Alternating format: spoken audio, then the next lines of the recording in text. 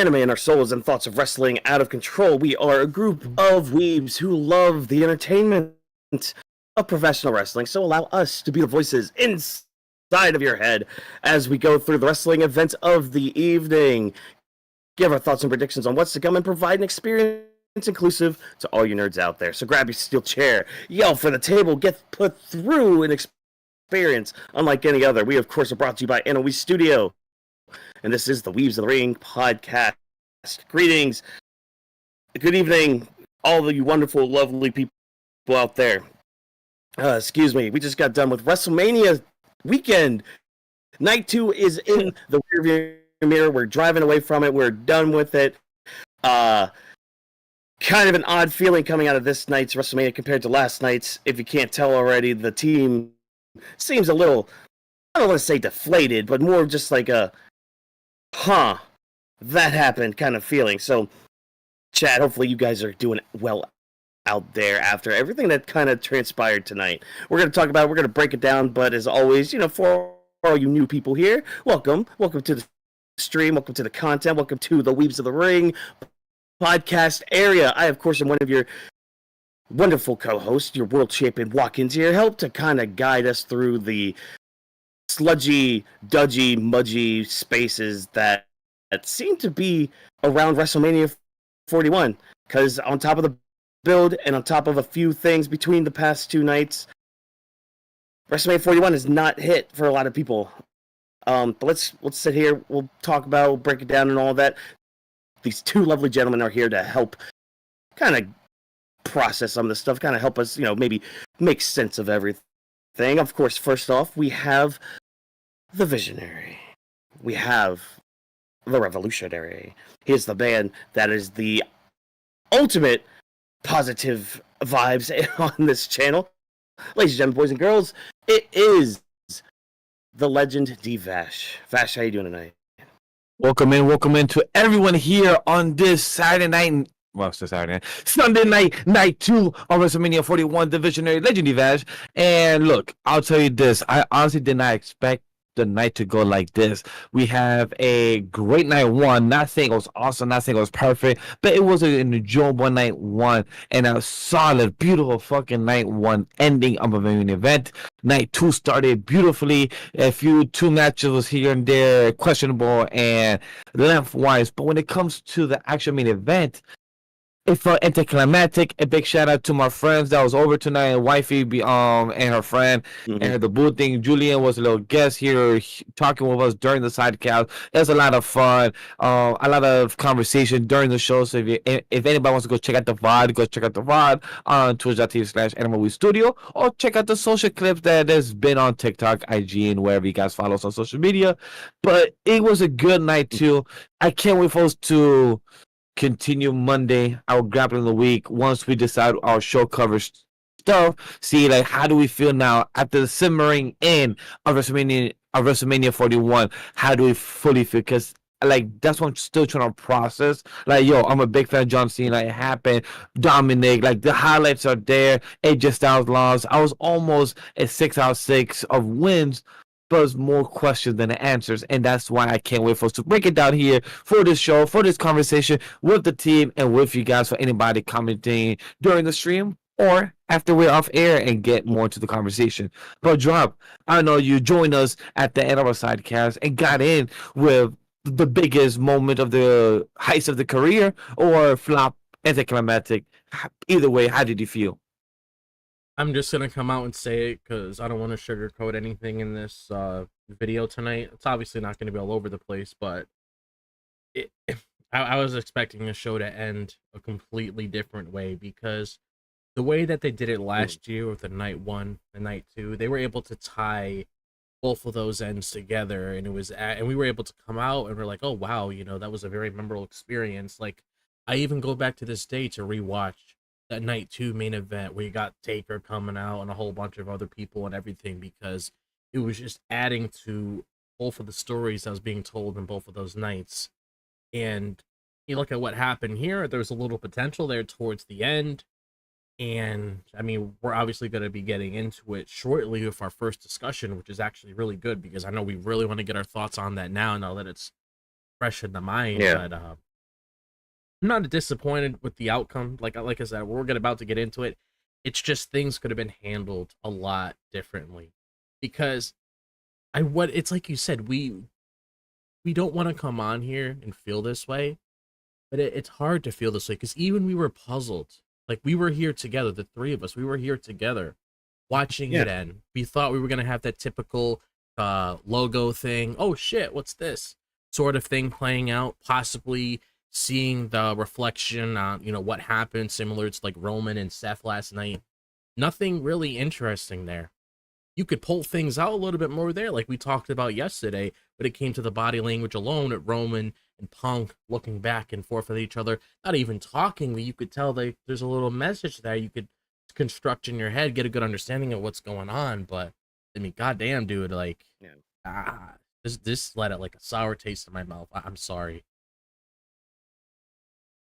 Yeah, something just it's not sitting right. It's not sitting right with the team, it seems like. So let's just go right into it. We're not gonna sugarcoat butter fluff anymore.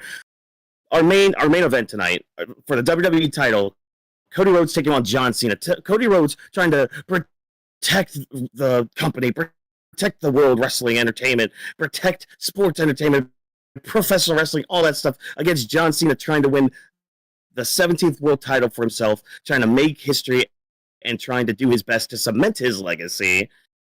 And so, like, already, like, the build for this match has been pretty good. You want to hear us talk more about it?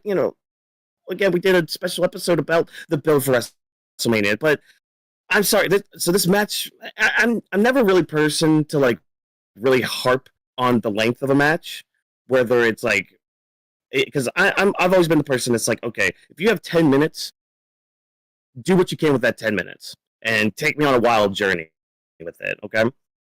This match was about 25 minutes long, so it's like, okay, you definitely got some time. You're the main event. It's John Cena versus Cody Rhodes. It should be getting like 20 minutes minimum. So I get that.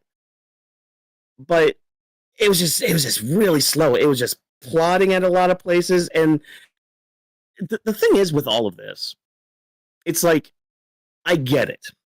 I get the story we're trying to push. I get the message we're trying to push. Like, Cena being like, oh, I'm not going to give you guys what you want. You guys want me to do my 5 moves of doom? I'll do them, but it's not going to be at your pace. It's going to be at my pace, my slow, methodical pace. All right, great. Oh, you guys want The Rock to come out? Nah, here's Travis Scott. Here's what he could do. He's going to do something and interfere and help me come out victorious. So it's like, and then just the end, like Drop said, it's like, yeah, it happened. That's basically it. That's the feeling we get. It's like nobody's sad or upset that Cena won 17. It's just the way we got there. And I mean, say what you want about Cody too. Like, I'll say this: he's not buried, and he can bounce back from all this. But just it's again, I'm gonna keep sounding like a broken record. But this is the internet, and you kind of have to sound like a broken record so that the point can get across to some people. Because what I'm going to say is, I get the story. I get certain things. I get, like, especially what I'm about to say, it was from a different time, a different place, a different setting, all that stuff. I don't care, because you still have this knowledge in you. And they kind of put it into storylines, too. They don't directly say this stuff, but they kind of put it into storylines of like, oh, you're crawling yourself back into WWE, trying to make yourself, this bigger star. So part of that story that, they're not saying is some of the stuff that Cody did outside of WWE. And I'm sorry, I have seen him go through wars for people that he loves. Like his brother, for example. Like, again, I get it. A different show, whatever. I don't give a shit about that. That is part of the lore of Cody Rhodes. The continuity. And so, like, go ahead. The continuity. Yeah, exactly. It's the continuity. It's knowing that your audience is not stupid. Like, it's knowing that. And I know you know that your audience isn't stupid. So when you have Cody right there holding the title, getting ready to hit John Cena with it and to finally win, I get it. We're hearkening on that one little line that Cena said, oh, can you pull up the win, or will you be the good boy and all that? And Cody decides to be the good boy when it's like, you've been through worse, like, more nail-biting feuds than this with John with other people that aren't named John Cena. And this is the moment you choose to be a good boy. Like, you've been doing things this whole year by like, oh, easily teaming it. Well, not easily, but like going to team up with Roman Reigns to face off against Temu Bloodline and all that. Okay, you're kind of burning some bridges here. You know, you took out Kevin Owens as you did. You know, that can always tie in the neck injury to that story too. It's just like it just doesn't sit right with me with Cody just being like, I'm not gonna hit you with the title, and then get hit in the dick, get hit with the title, hey, boom, we're done. Like, I don't know. Again, like, I can understand a story. Doesn't mean you have to like it. That, like, I hope that statement can get through some people's heads, because I have been, and this might be a little bit me just like being ticked off at seeing certain just takes throughout the whole weekend that have just been annoying. But it's just like, just get that through your head. Like, even if something has a reason, it doesn't mean I should like it just because there's a reason behind it. There's a reason behind taxes. I don't like paying taxes, but I still have to. I don't like that, but there's a reason behind it. You know, like, oh my gosh. Rant over. Who wants to go next? Who wants to go next? I mean, Like... I'll go next, to be honest. Go ahead, drop. I mean, like, basically what you said here, it's like, even looking at the whole thing with the title, I mean, he did the thing with the chair at the Saturday night's main event. So it's kind of like you kind of contradicting yourself a little bit when you think it like that. It's like, well, you use the chair to win the match there, but then when the whole title thing gets brought up, it's like I can there's a difference where you understand what they're doing when they insert certain moments within the match, but it also depends on how you execute it too. That's why I said to you off air, like, they need to really figure out exactly how they're going to stand their ground with Cody moving forward. Because I'm not saying he's done after this, which, again, I'm going to be shooting a lot within this interview just out of frustration. I'm not going to be, like, breaking. This is basically the most that you're going to see me shoot in one of our shows in a long time. But I don't want people coming out saying that this is the end for Cody, because you're being fucking stupid at this point. Like, learn to read a book. Learn to read the room. The dude's fine. If somebody like him was able to bounce back in a promo like he did on Friday, which is really hard to do because a normal person would get rattled at that and not know how to respond back. If he's able to control the crowd like that, then he's fucking fine. Don't worry about the dude. He's fine. But it's like, I wasn't really a big fan of the match, if I'm being honest, because I'm not the match, like the ending.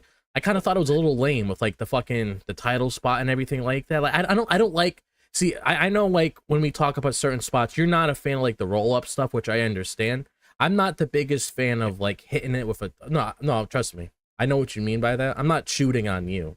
Oh, yeah. Just to make it clear. No, you're good. You're good. Trust me, you're good. You're good. I'm just saying, in general, I'm not a big fan of using a title and then going for the pin right there. I never liked that shit, regardless if it makes sense or not. Like, if you're gonna hit the title, did he hit his? I could have looked at it differently. I think he got the AA in. Oh, because I remember watching it before he came up here. He just hit the title and went for the pin.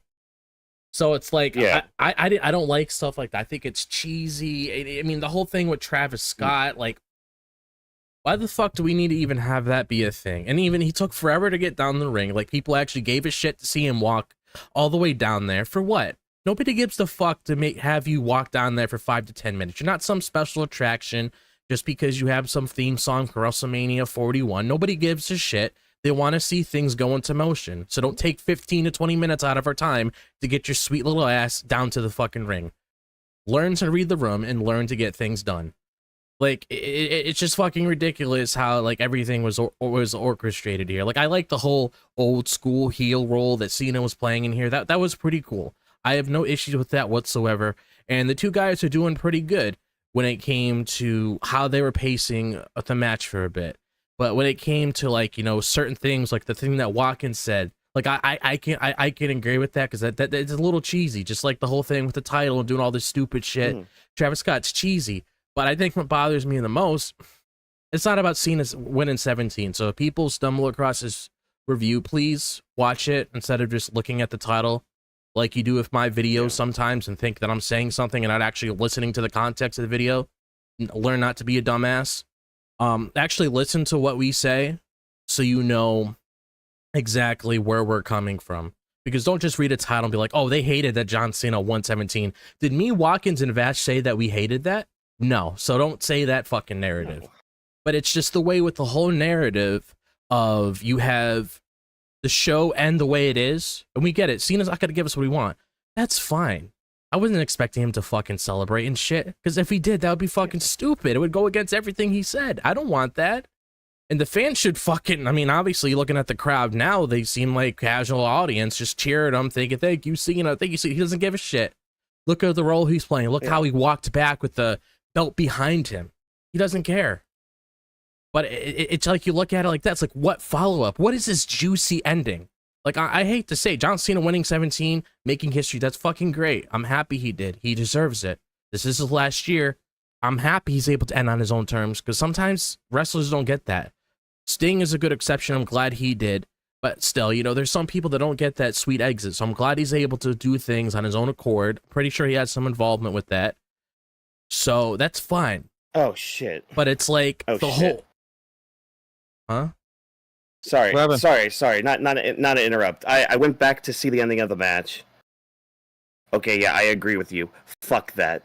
Yeah. Fuck what that. happened? So it was just the low blow and the title shot. Man. Yeah. All right. If it was the finisher, I could look past it. You want to do all that shit and then you do the finisher afterwards? That's fucking fine, because it's called the finisher. So I get that. I must have added that in my brain then. Holy shit. Yeah. But it's like,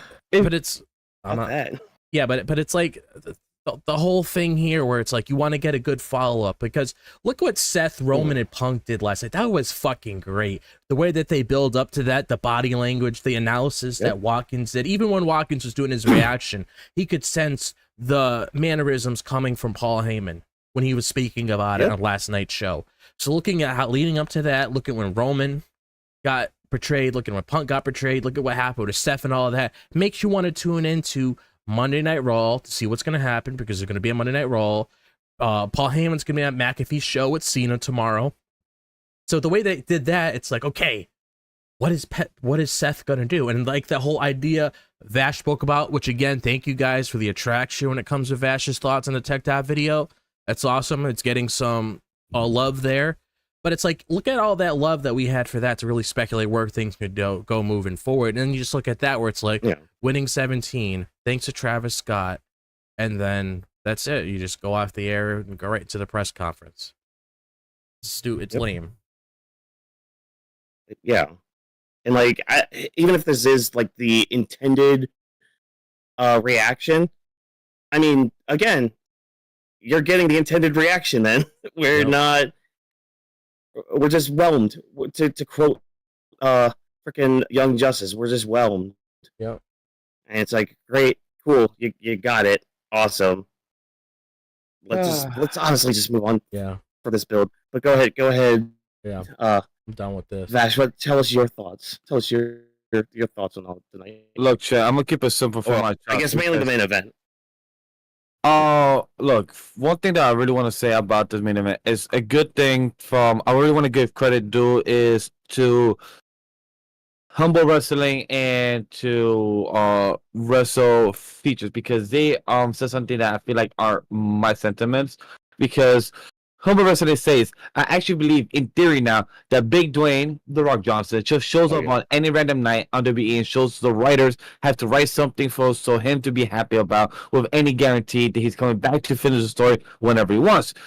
Triple H must hate him, probably, who knows, because there's no mention of him in the 8-hour speech he did or in the Hall of Fame. And also, right here is what Wrestle Feature says. There's clearly the possibility The Rock is randomly showing up where WWE is forced to deliver these huge angles, and he dips and then left to put the pieces together. It needs to stop. Either commit to the angle, don't bother. Bad blood, where babyface turn on Raw with Cody and everything, or about the Cena story. The reason I wanted to give this context is because out of this whole match, if you took out Travis Scott, it would have made the match better. Because a lot of people, as WWE fans, the core ones, didn't care about Travis Scott. Was it a pop culture moment? Or was it a highlight moment back in the Elimination Chamber? Yes. I'll take that granted as a CEO of the Chief of Content. You want the highlight reels, the 1.3 million views on Twitter, X, social media, etc. Great. But when it comes to the action story, Travis Scott there representing The Rock or action story-wise, it was not hitting for me as a viewer. I'm like, yo, Travis Scott, oh, he came. Cody said, yo, I remember that slap. You're going to get the receipt. All right, cool. He gave the receipt. He did it at Crossroads. I don't think he actually slapped him. I think he missed. And then he just probably took him down. And then did the Crossroads. He did a good selling. Cool for him. But like the guy said, for the fight to end with the nutsack being hit once more and then hit by the title, no attitude or no type of countdown, it felt much better. That would have been the case if that was it. Like, for example, when Jay Uso, main event Jey Uso, took out Gunther, it was 3 Uso splash, 2 on the front, 1 in the back, and then a power slam, and I can't remember the other move that got done, but the sleeper hold. All those moves went back to back, back to back. It took a good transition, but it was all in a flow. When it came to John Cena taking him out, the title happened, the ball sack got hit, but then for that to happen, it just felt anticlimactic. Because if anybody wants to go check out the stream, me, Drop Walkers, and also my peer, Ray Jr., we were all watching. We're like, what's next? Because it seemed like they're taking long to walk back and credit and everything. And even if the end credits happen, there's been 2 or 3 times since Survivor Series that we don't know that once the credit happened, there's something else that could continue. And nothing led up to that. A lot of people are theorizing that maybe Seth and everything goes to his own story or authority. So it's a lot of speculating, but are the fans hurting ourselves? That's a possibility. Us trying to book and theorize, that's a possibility. I'm not taking that nonetheless.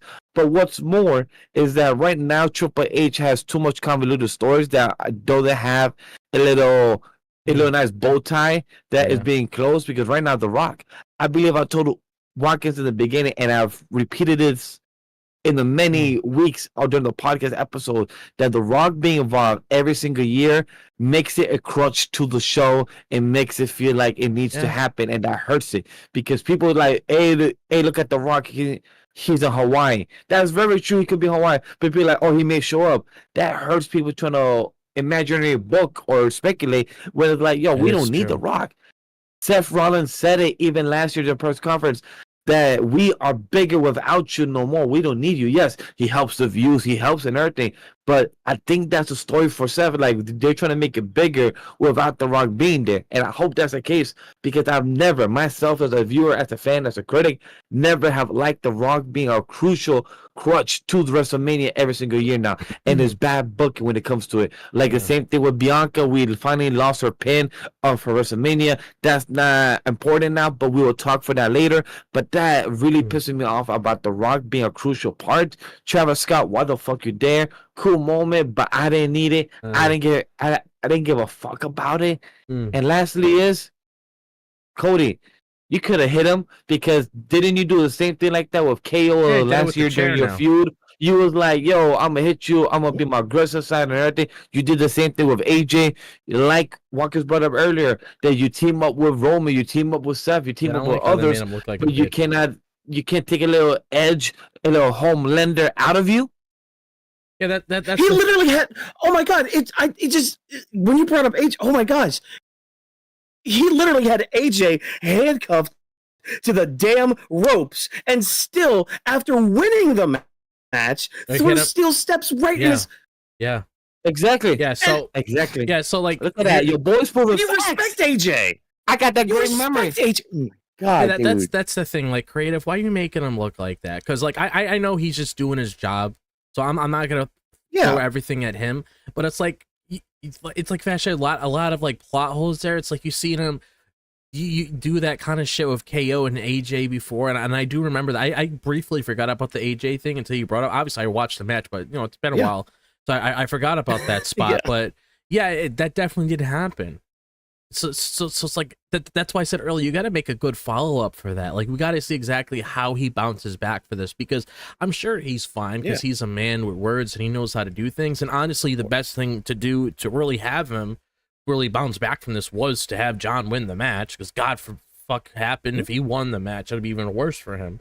So that was a smart decision on him. As much as I love Cody, he'll get it back, but still, John winning actually probably saved him, so he doesn't have to go through all that AEW shit all over again, or people fucking booing him and shit. Oh, why'd you do this? Why'd you do that? So, that's fine, but it's like, I don't know, man. It's like, I still remember this, like, when we were talking about, like, the whole WrestleMania season leading up to this and everything. I remember us having a hard time figuring out how certain matches were going to be structured because of The Rock. Because we didn't know if Rock was getting involved in, like, a title match or something, or, like, that whole time we came in the Raw premiere, we're all excited about it, but then it was, like, really fucking lackluster. And then we saw the whole thing of Rock and Cody at first, before we understood the context a little bit later, even though it was a little bit weird just looking back at it. Where it's like, if you're going to have The Rock involved and do all this shit and have a major angle like that, especially with John Cena turning heel, you need to have him there. Like, why are you going to have his errand boy come out there and do what for John in that match? Like, don't have Rock involved anymore if it's not going to do anything. And I love Roman so much. Roman's great. But if you're going to do that same shit with fucking Roman, if he eventually gets that Rock match, I'm not gonna want to see it if this is how it's gonna be.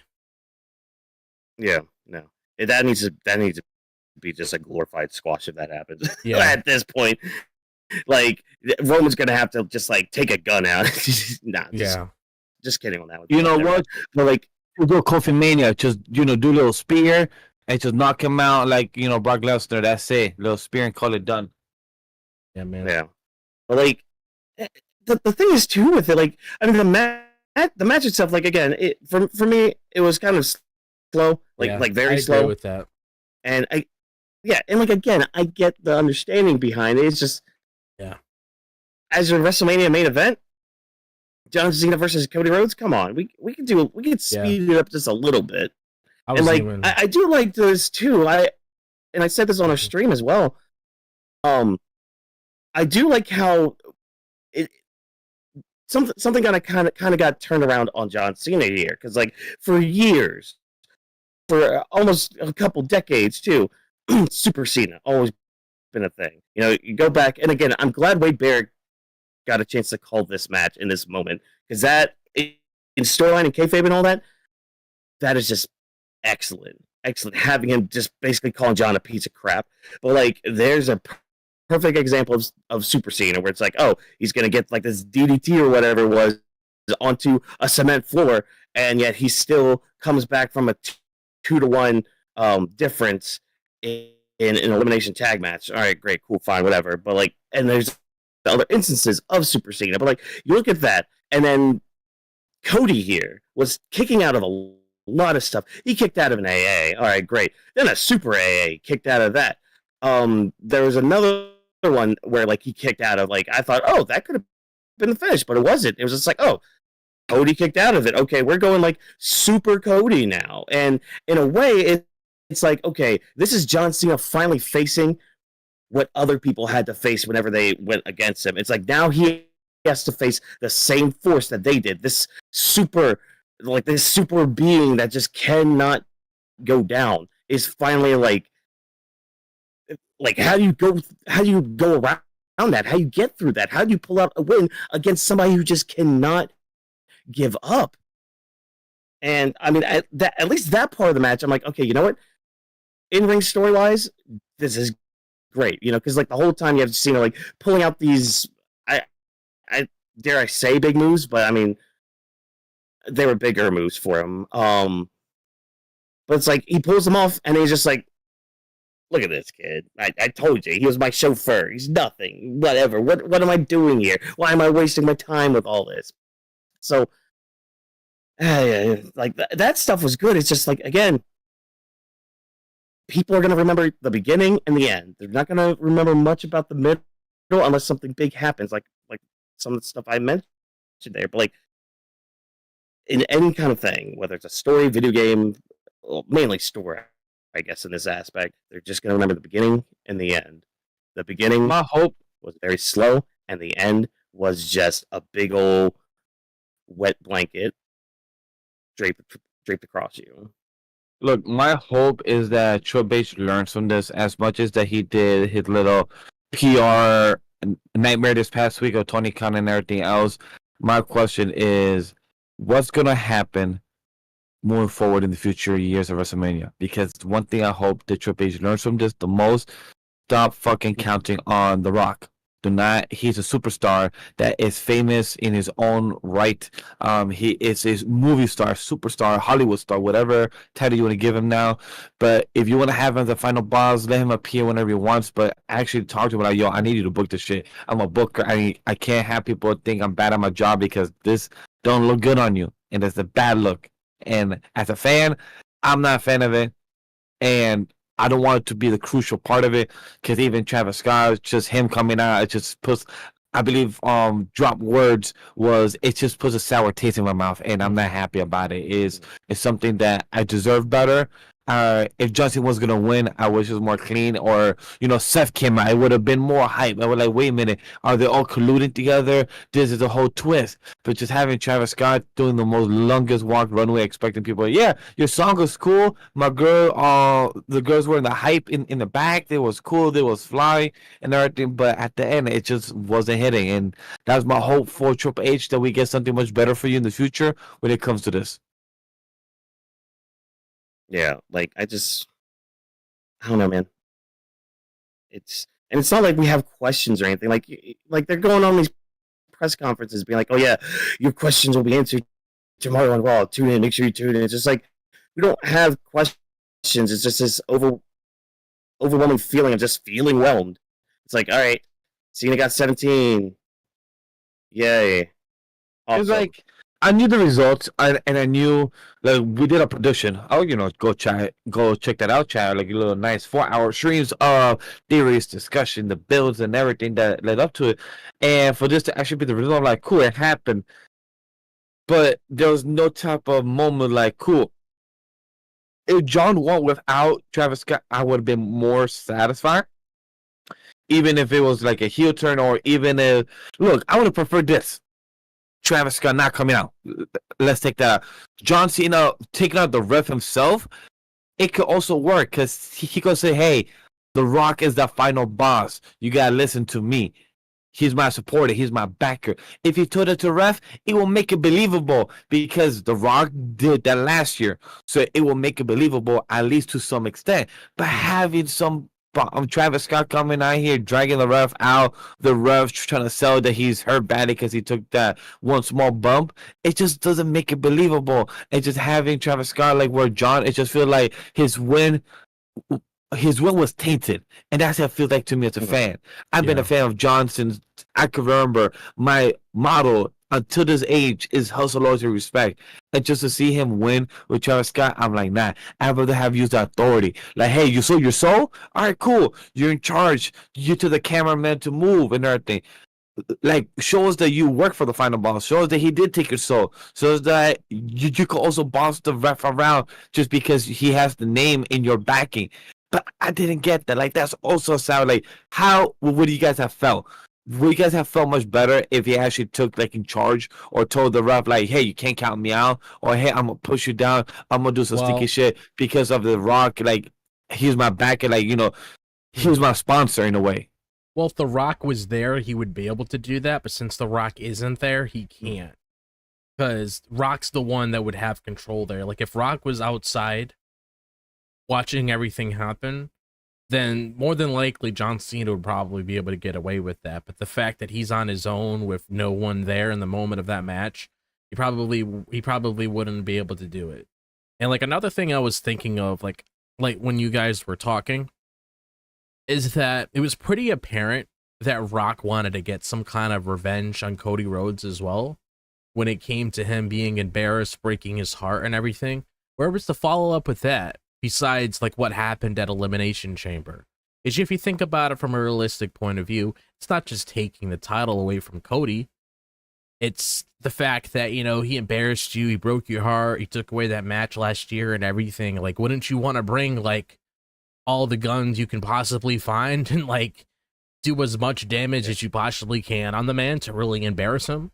Like, I was expecting Cody to be, like, a lot more than this, getting his fucking, like, ass whipped everywhere. Rock saying, get the fuck out of here, ref, doing whatever he did last year, just constantly beating down all that shit, because The Rock still has beef with Cody because of all that shit. Nothing's, like, okay now because we shared a couple drinks and everything. He made that pretty apparent Elimination Chamber. Like, where is that? Like, there's, like, so many logic gaps there. It's just really weird. That's why I said at first, before we got everything here, like, I don't want to see a Rock and Cody thing again, because it kind of feels like if it were to happen, really wouldn't mean shit, because it's just so convoluted and it's so off-putting, because you don't really understand what the relationship is. It's like a love and hate relationship. We're sharing drinks at one point, you're hitting me in the back of a belt the next. Like, I don't really know what to believe at that point. But CM Punk, please save us. Honestly, you know what?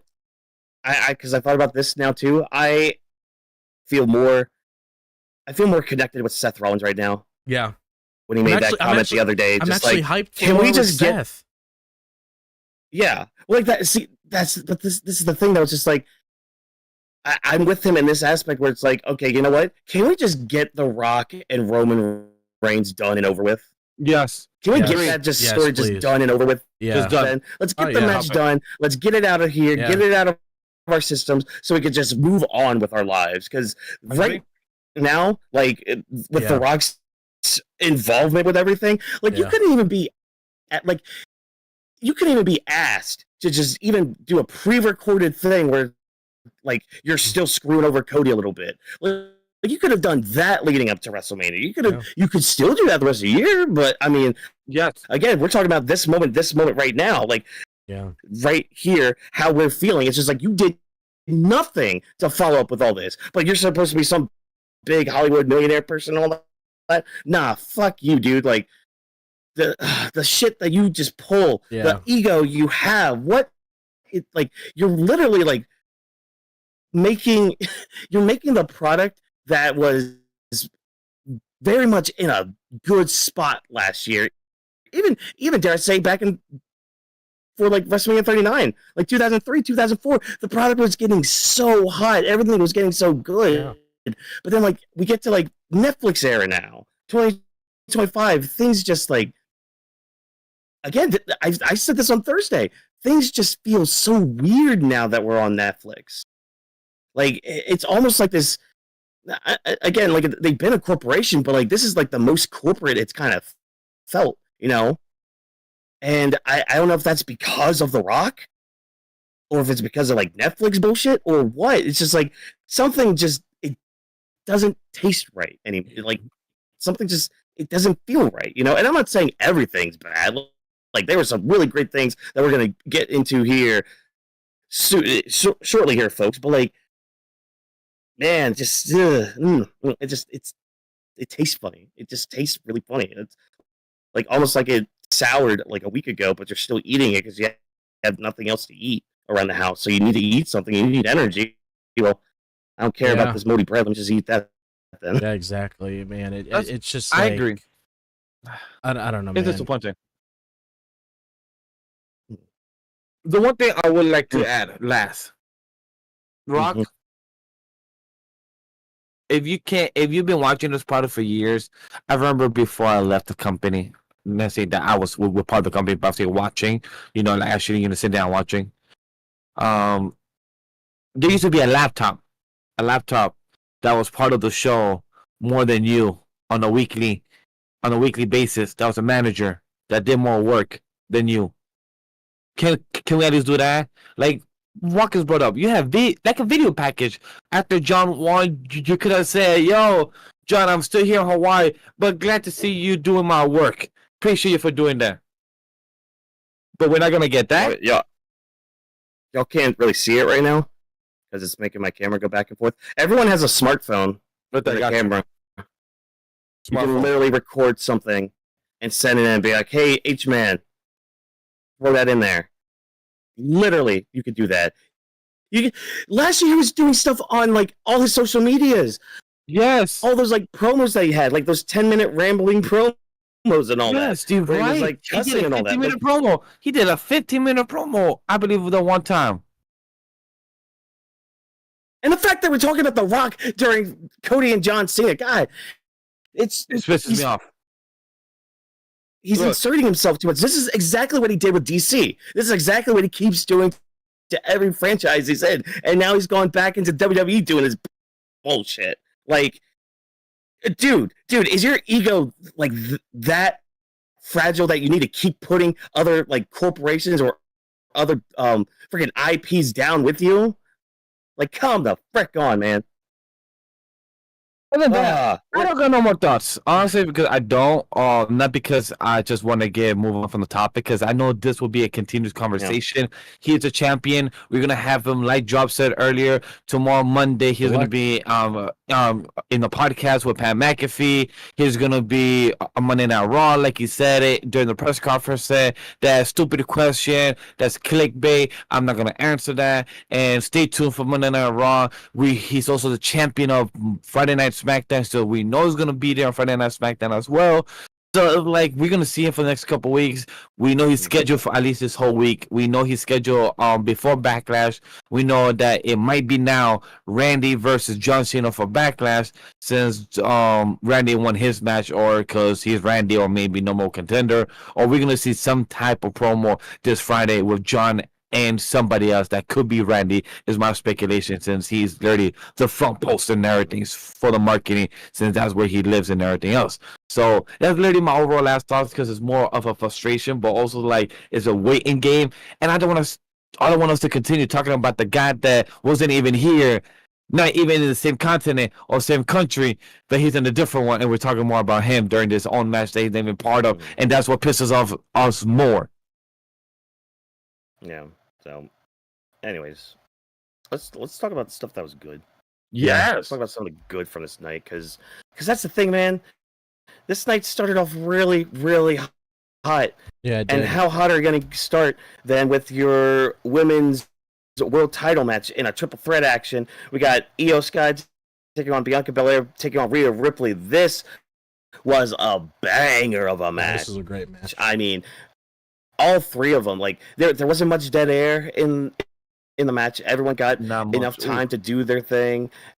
Everyone sold for the proper amount of time. But speaking of selling, Io's freaking selling of some moves was just peak, just picture perfect stuff from her. Like the way she was flopping her body a little bit, it was really good.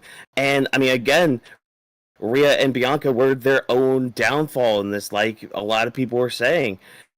Iyo was able to pull out the victory in just a beautiful way.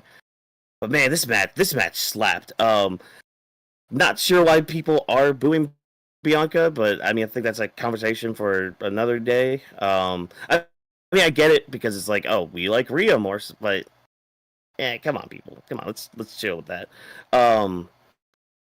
Yeah, this was just a banger.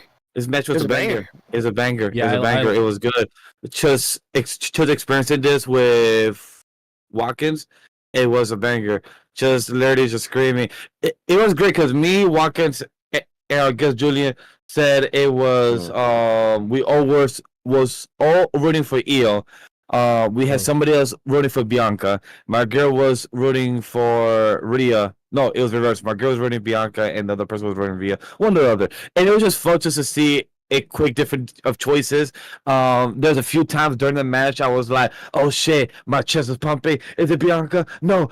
Is it Rhea? No. But then I'm like, shit, we actually still with Iyo. And then I believe dropped a minute or two later, he posted in our personal private chat to see Kairi Sane in the back, being there, being emotional and everything. And I was just happy just seeing that, like just seeing Iyo win, and I just love it. I know myself, not every time she does this, I enjoy the fuck out of it. It's just fun to see it. Oh, yeah. It's just pure enjoyment. But Trump, I want to ask you. You've been an Iyo fan as long as I know Watkins as well, being an Iyo fan.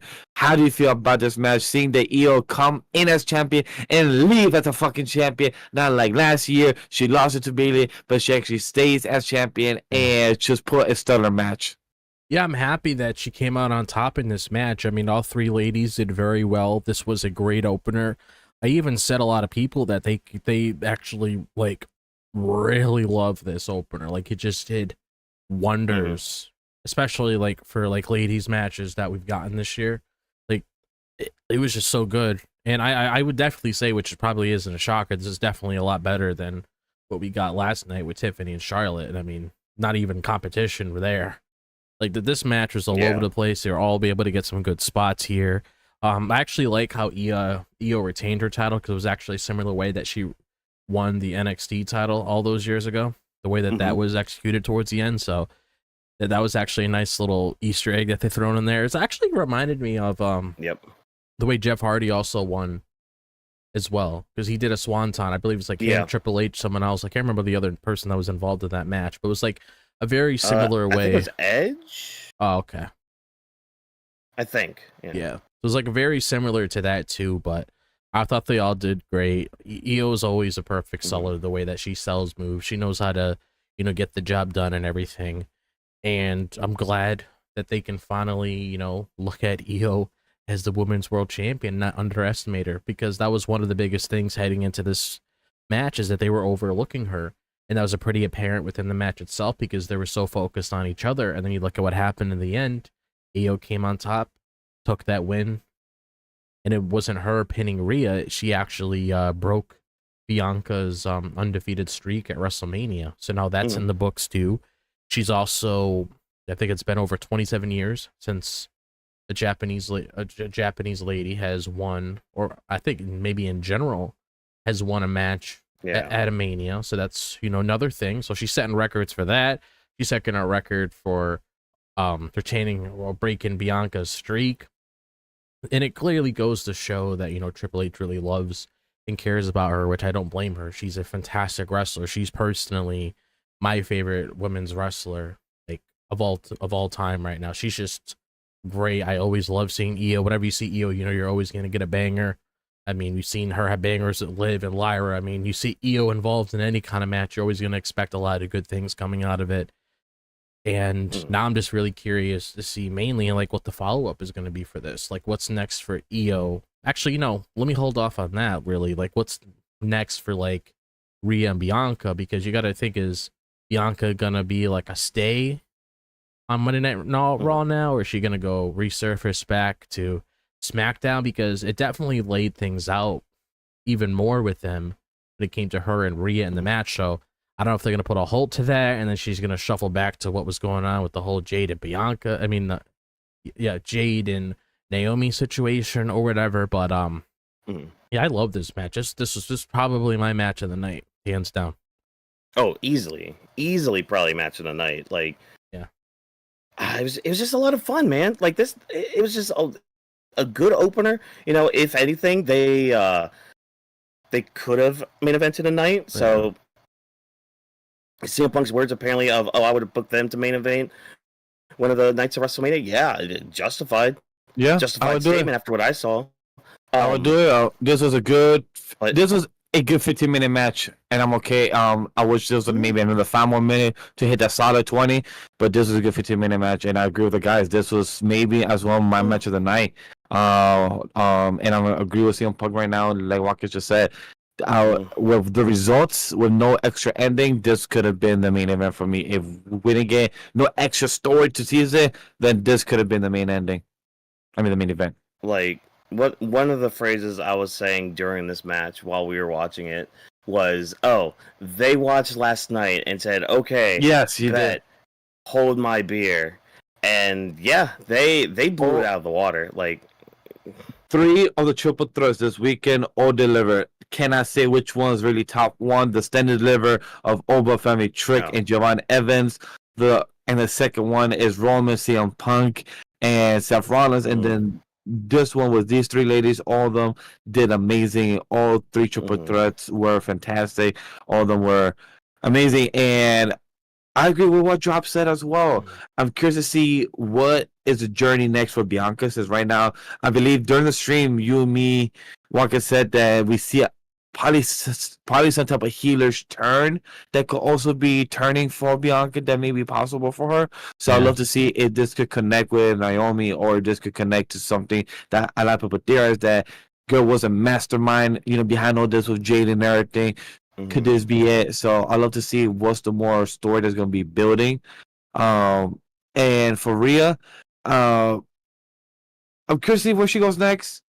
I hope she takes some time off or something, because right now she didn't get pinned, but she took another loss for Iyo, and Bianca's streak is broken now. So I'm glad we're not also handcuffed to that as well for the past couple of years. That is, we always gotta have her now. Now, if she wants to take a break to have her own kids or to have her own little downtime, that is allowed in the future now, so that's also a positive thing, I would say, for her.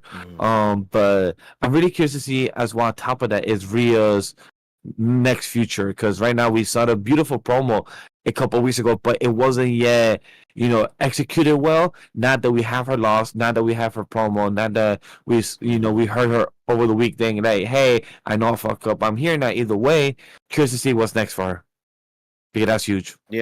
I mean, Bianca's stuff. I mean, they could bring her back on SmackDown. I know they haven't announced anything about a draft yet, but I mean, knowing WWE, they'll probably announce something coming up this week about it. Because normally when they do it, they'll do it as like a build for Backlash and be like, all right, well, Backlash is like the like if people want to call WrestleMania the season finale, then this would probably be Backlash would probably be like the epilogue or whatever, like just kind of tying up the loose ends before moving on to the next book or whatever.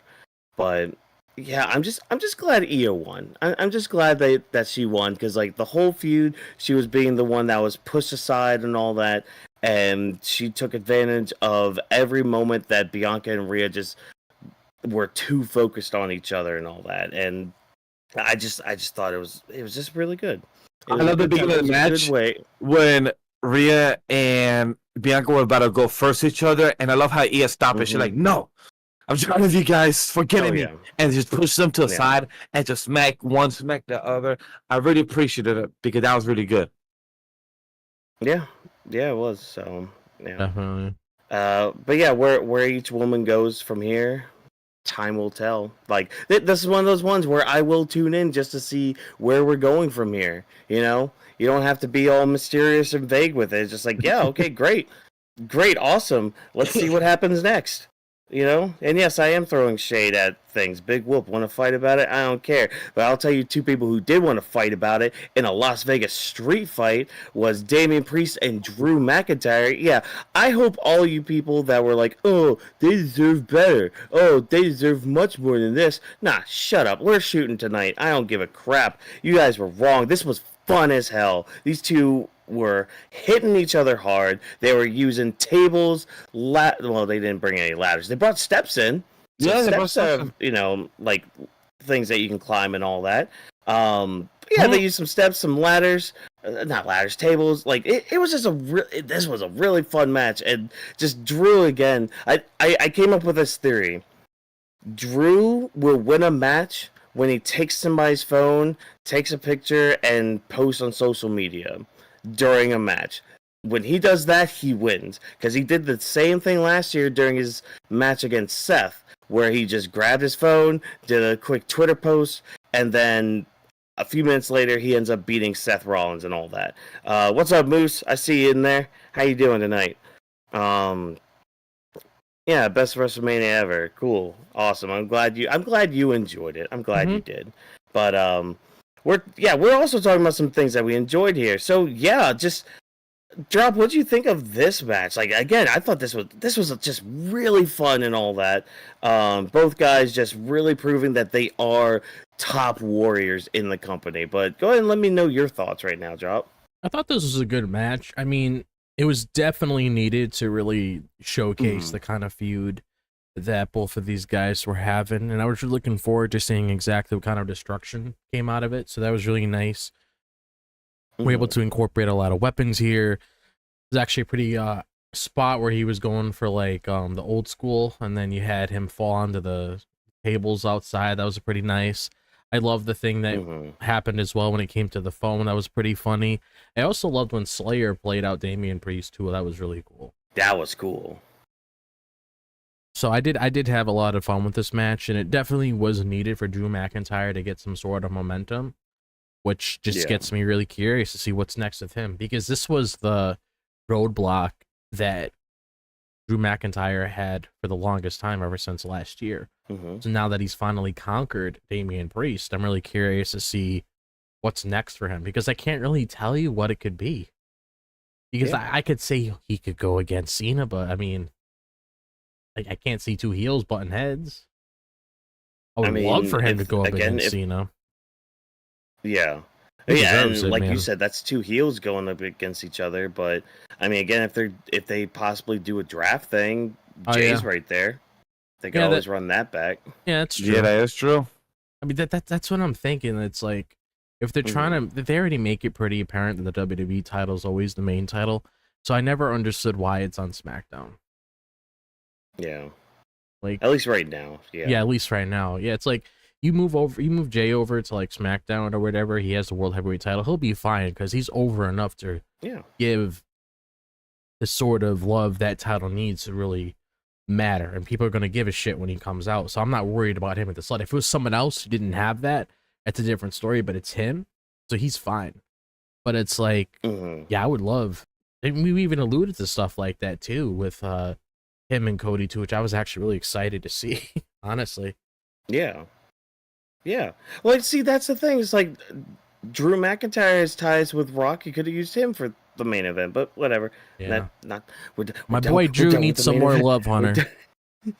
He does. He needs a lot more love. And you know what? Damian Priest too, because Damian Priest, he does his job very well. Like, well, he did. Well, he did win the Slammy Award of the best social media person or superstar. So it shows that all the work he's been doing for the past year is actually, recognized, and people are loved by him.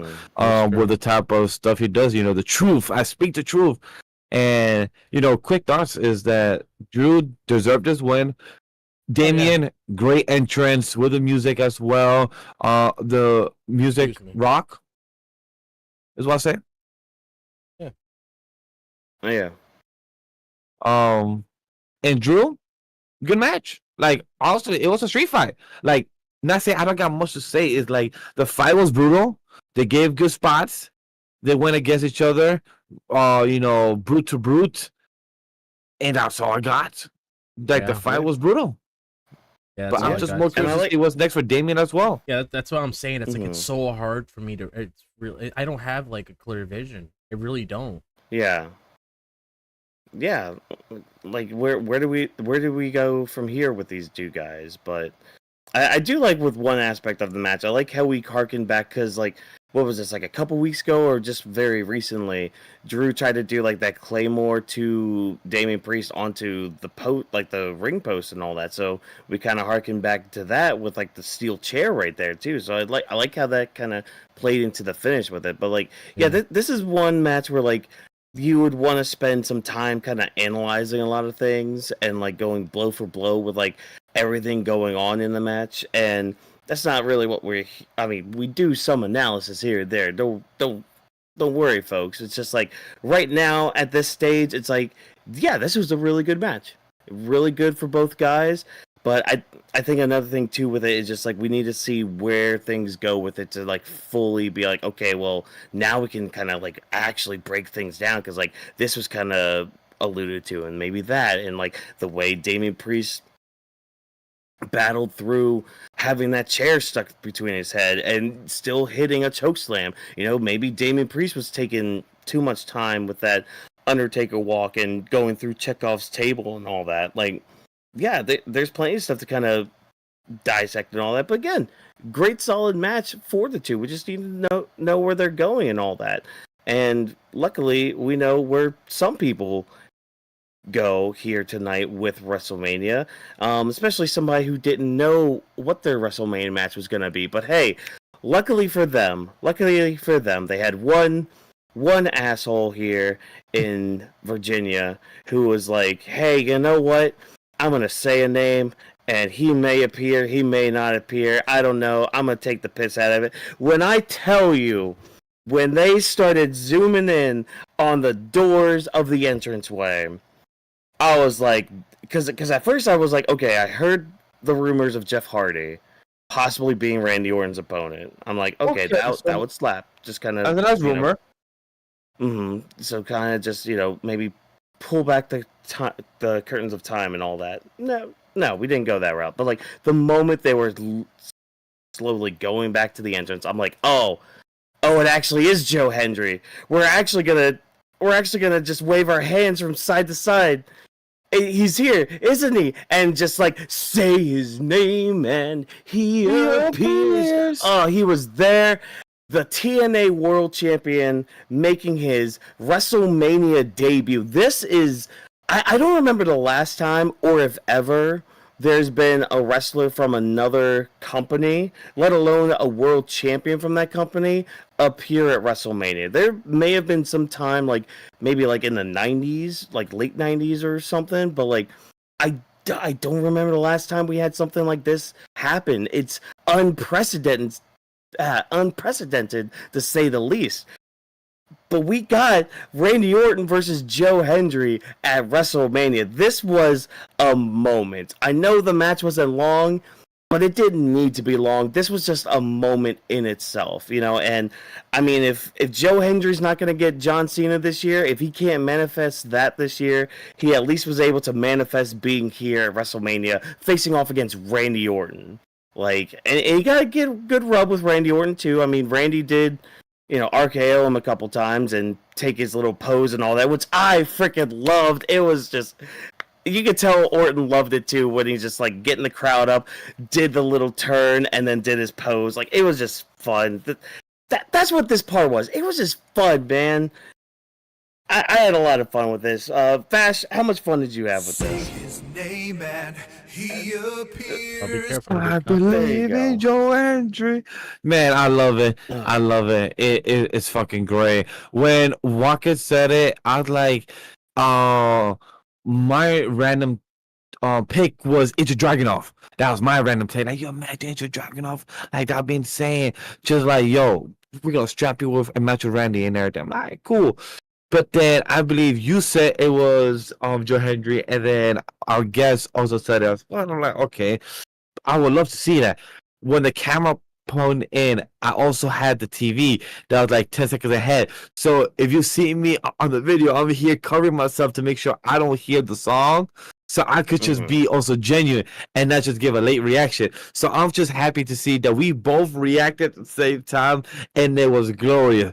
Just to actually see him in the biggest stage of them all, everyone going hands side to side, just to see. I believe I also said it during the stream that I can imagine Drew McIntyre, who's a close friend to Joe Hendry, must be feeling proud to see his friend there, to be experiencing this on the biggest crowd of them all. He experienced this from NXT.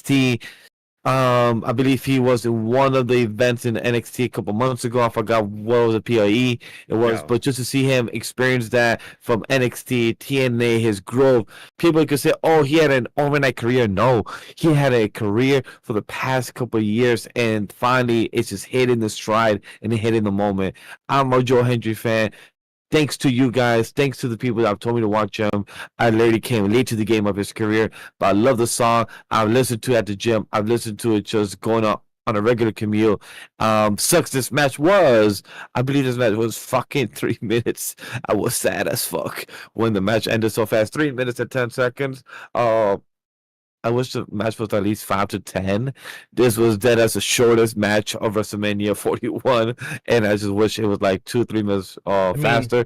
I get it. For story is that he got too distracted and he got hit, but the three letters on the most legendary move of WrestleMania and pro wrestling is the RKO. He got distracted, RKO got hit, and knockout. I get it, but still sad. But drop He was trying to say something. Talk to me. What's up? One of the things that was probably the most important about this match itself is this was a pretty big moment for TNA. The fact that their main champion was able to be on the WrestleMania card against one of the all-time greats. And that's just a big moment in itself, not just for TNA, but also for like Joe Hendry's career too. And it really goes to show that, you know, they really give a fuck about this partnership. They're not just doing like these one person versus the other on like a TNA show or an NXT. Like they're actually, you know, bringing somebody like him. Like this isn't his first rodeo. He was there at the Royal Rumble, which was nice. Now he's there at WrestleMania, which was probably his first time being there. Trust me, I know more than likely he's going to be coming over down the line. So he'll be able to have a lot of WrestleMania moments in the near future. But it's like, I'm just really happy that, you know, TNA just got a good moment. Like, it's really nice to see them, you know, come to light again, because, you know, all those years ago, like, they were starting off pretty hot. Obviously, they had their moments there, but really good that they were able to just, you know, go out there and do something special. I'm glad it was somebody like Joe Hendry. He didn't need to win. Nobody expected him to win. It was the moment itself that really mattered. And the other thing that I really liked about this is the fact that it wasn't other people that we were speculating. Like, we obviously knew it wasn't Malachi, but I'm glad they didn't try to shoehorn something, because you know how the company. It was Rusev the other choice, right? Yeah, I'm glad it wasn't him either. Like, because you know sometimes they like shoehorning things just to get a reaction. I'm glad they didn't do that shit, because you know people like a Malachi and a Rusev, since they're coming back to the company, you need to build them up again to look legitimate. And I wouldn't be a big fan. I wasn't expecting Malachi to begin with, first of all. But I'm glad that that whole Rusev rumor didn't happen, because when Rusev come back, you can't have him coming back and having him lose to Randy, regardless if he'll be, regardless if you just wanted to do it because he was coming back to the company. I mean, that's a guy that's loved. He's gonna get a reaction regardless when he comes out. You're gonna have people screaming Rusev Day. Like, honestly, I'll throw this out there. Maybe he comes tomorrow on Monday Night Raw. Rusev. You never know. You can't. SmackDown can't have everybody. They can't have everyone. Yeah, but it's like, true. Yeah, it was nice. And I'm also just curious to see where this leads Randy, because you would think logically the first step would have to be to confront John on Friday, because he is the poster child of that Backlash pay-per-view. He's going to be closing out the show. Cody doesn't have that right anymore since he's not the champion. Obviously, he'll have moments like that in the future, just like LA, Punk, you know, Seth Roman, and all those other guys. They'll all have their moments. But Randy's more than likely, I would assuming, having some sort of interaction with John on Saturday, which is not Saturday, on Friday, which is going to be interesting to see. I'm very curious to see what sort of words they're going to say, because I always loved their back and forth as a kid. So at least when it comes out of the people we can think about what's next for them, he seems like the easiest one on the card to really get a good understanding with him. And probably with like the whole IC title thing that we'll talk about in a little bit. But yeah. I mean, short, sweet, to the point. Great moment for everyone involved, I think. And so speaking of, you know, speaking of IC title, and now we're gonna transition to like more women's wrestling. We had the women's tag team titles on the line. Liv and Raquel taking on what was supposed to be Bayley and Lyra Valkyria, turned into Lyra and now a returning Becky Lynch. So Becky Lynch returned. She helped Lyra become a double champion. They're now tag team champions. All is right with the world and all that. I'm not gonna lie, chat. I was kind of tuned out during this match. I was watching it, and like, I think I was more just kind of like, again, I just felt kind of whelmed, because it's like, okay, yes, Becky's back, awesome. I should feel more excited that Becky's back, but I don't know, something's not sitting right with this whole Bayley thing.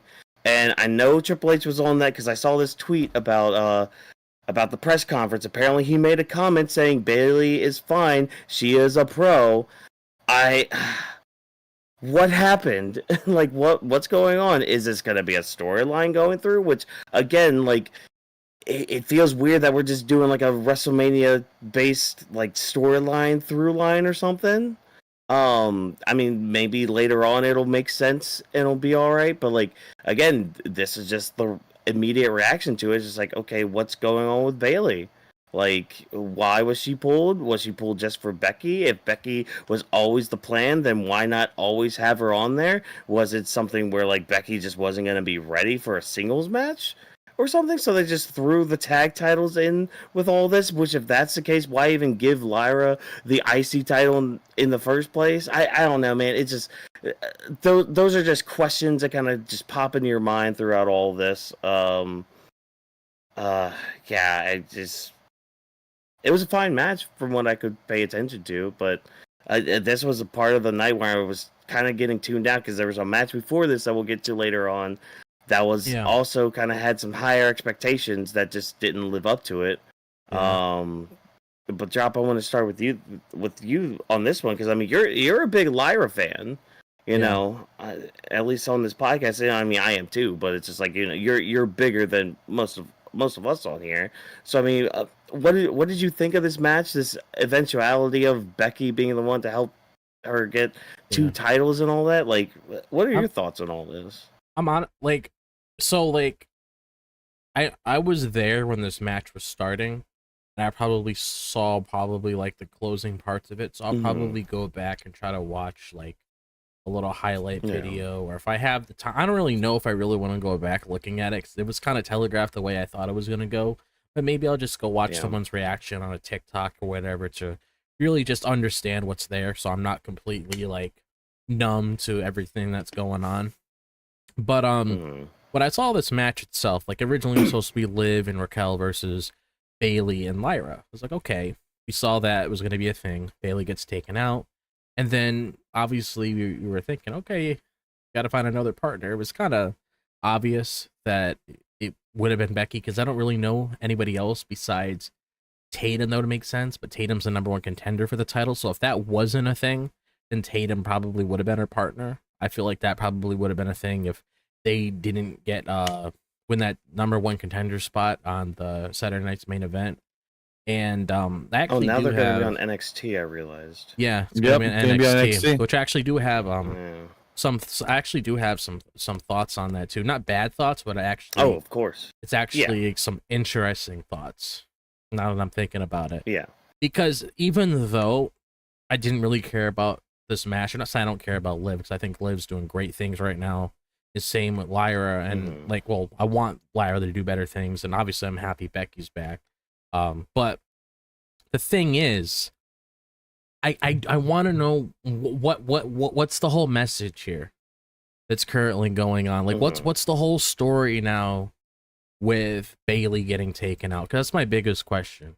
I'm not one of those people online, which again, why are we having like these like ridiculous conversations about Bayley needing to go to AEW because of that whole angle that was played out yesterday? I don't know why we're harping on this. Looking at Mercedes tweet about her doing the call and everything like that. Like I don't understand like why that's like this big narrative. Like it's funny to me because a lot of these people that are saying that don't give a shit about Bayley, because I've looked at a couple of those people's accounts and they just shit on Bayley, and then all of a sudden because of something that happened here, oh, Bayley's gonna get treated over here. Like no, it's not gonna be any different.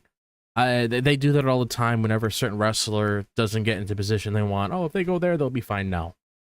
But so we put that to rest. But I want to know what's going on with Bayley. Like, you really need to have a big angle planned for Bayley when she comes back, because it's kind of like a similar situation that happened with something else recently. I can't remember exactly what it was, but I remember it was someone else that was taken out for a while, and then they came back because the other person teamed with somebody else. And then it ended up being some backlash because of that. I can't remember what it was, who it was, but I know it happened. I don't know if it was in AEW or it was in like some WWE. I can't remember. But I mean, we just had the Jade Cargill thing. Oh yeah, okay, yeah. That's what it is. So it's like, when Bayley comes back, she needs to have like that similar vibe that she had with her attacking Naomi when it came to all of that situation. Because I hope this isn't the new narrative that we're doing where somebody is getting taken out. Now that's going to be the next big story in the women's division. I really hope that isn't a repetitive thing because it worked with the whole Bianca situation. Please don't make this an ongoing narrative for like every women's division. Like, I really hope this isn't like the next thing. Like, first it's Jade, now it's Bayley. Like, but I'm hoping there's something big planned for Bayley. Has to be some sort of heel turn for her, or something big in general as well. It doesn't necessarily need to be a heel turn to really justify what's going on, because I don't think it's necessary. I'm not upset about Bayley, not worried about her booking in the slightest, but you gotta feel like in the back of your head there needs to be some big thing planned for her whenever she makes her appearance in television. And I don't think Lyra took her out, because it doesn't really make sense to really head down that direction. I feel like it has to do something with Becky, because it's like Becky just inserts her there. There's past history between the both of them because all the damage control shit. And I don't know if it's getting one of these things where it's like Becky's just working with her because she's trying to get on the top again. And this is like an easy route for her because Lyra is like very close of her and everything. Like, I'm really hoping they got some solid plans here. Otherwise, I don't know what's going on. Like, yeah, we get it. Liv's been talking shit. Becky's back. Becky shut her up. Won the title. Like, what are we really doing here? Like, what's gonna matter in the end besides, oh yeah, we're winning titles? Like, I want to know exactly what's going on here, because you got a big name back in your division, somebody that's been gone for over a year. You need to do something that actually matters, that would actually help progress some of your young stars instead of just some random shit you just want to put on television just because you want to. Like, I'm just hoping there's something coming out of this. And like the whole thing I mentioned about the NXT thing, you have Lyra and Becky going up against Tatum and Gigi. And Tatum and Lyra are very tight. So I'm wondering if Becky's going to push Lyra to do something to Tatum. That's why I'm saying, like, it seems to me Becky is going to, like, we don't know yet, but to me, just based on those two being so close and loving each other so much and knowing how they have to fight each other on Tuesday night, it almost makes me feel like, Becky's going to try to push Lyra to become something, if that is the possible direction that they're going down. I just feel like something in that match is going to spark that's going to be different, because Lyra's never done anything to Tatum. So that match itself, I'm actually very curious what the outcome's going to be here and just how they're going to interact. Yeah, because, that's the thing. I would love for them to just put the straps on some NXT talent. Yeah. That would be fine. Like, maybe it could be a thing where it's like, oh, maybe Becky just walks out on her on NXT. That's what I'm thinking. I feel like she might be coming. But... I might be doing some heel shit now. Maybe. Yeah. Because that's the thing. Like, I know they don't really like to play too much into some of the relationships in WWE. Yeah. They could still play upon that with Becky and Seth. There is always that. Yeah, because you gotta think about it like this. Like, if she is indeed coming back to, like, helping enhance somebody, like, if Lyra is not turning heel, then Becky needs to do something to help out Lyra. Otherwise, it's just a complete waste. Yeah. Yeah, exactly. Like, again, just justify the actions. Yeah. But what about you, Vash? How'd you feel about this match? You guys spoke enough for me. I honestly don't got much to say because we'll find out on honestly, I believe I didn't ask Drop if he wants to do like a little side cast for NXT Tuesday, because I'm really curious to see how that if they're gonna go after the after the backlash of Stand and Deliver. I was gonna approach you about that, but if anyone could speak about it on air or after. Yeah, that's fine. But when it comes to this match. Mm-hmm. Awesome. When it comes to this match, I really don't got much to say, Chad, because the guy spoke about it enough. We have more questions to Becky Lynch. I was excited for Becky Lynch, but then they made more questions to be answered. And the guys, broke it down enough. Where is Bayley? What's going on with her? At first, me and Watkins, I brought up to her during the stream. Does it say best for business? But no, it meant back in business. So we thought, if Bayley was actually part of the Seth stuff, it would have probably hit more. It would probably get more excited. But just saying, back in business, girl, good for you. I'm very excited that it's, that's a beautiful possibility. But when it comes to you just winning and Lyra being there, like, it just feels like we said in the beginning, the nitpicks of having the U.S. title not be presented, the rumor that it could have been Alexa Bliss, or it could have been Brie Bella, or Lyra not having her original feud against Bayley, or Lyra not being involved, or with Bayley not having her own match with Roxanne. All these things are like convoluted stuff. Like, why is she gonna get attacked this past Saturday in pre-show and look like her arm is hurting, but is she gonna walk with a cast now, or walk with a band, or she could just look a little stiff? Like, what's the angle? What is this part of the kayfabe, or is this something more probably medical that they're not gonna really brush over it? Like, I'm really curious to see. Like, that's honestly, I don't got much question because the fight was nice. Liv Morgan and Raquel, great gear, all red.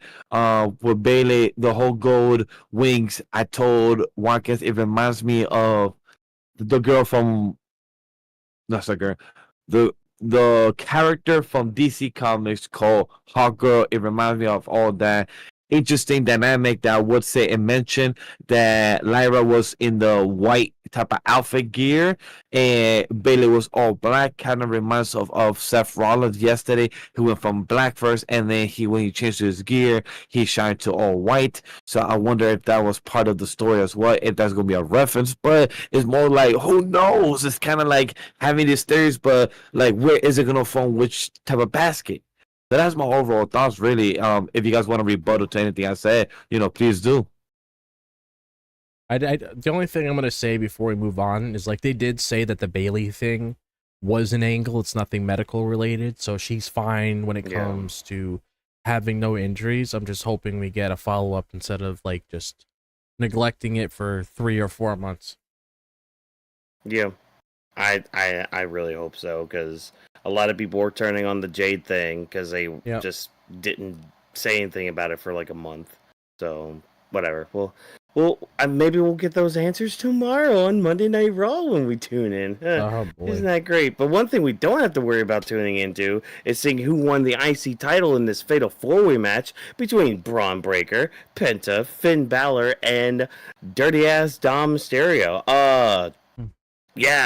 Yeah, this was also another banger for the night. Just Braun constantly being the one, like, I'm going to end this. Like, he kept getting mad at the fact that people would interrupt him trying to break somebody in half. Like, that was a great story to tell, with, like, him just trying to end things really quickly. Dom and Finn constantly teaming up until, later on near the end and all that.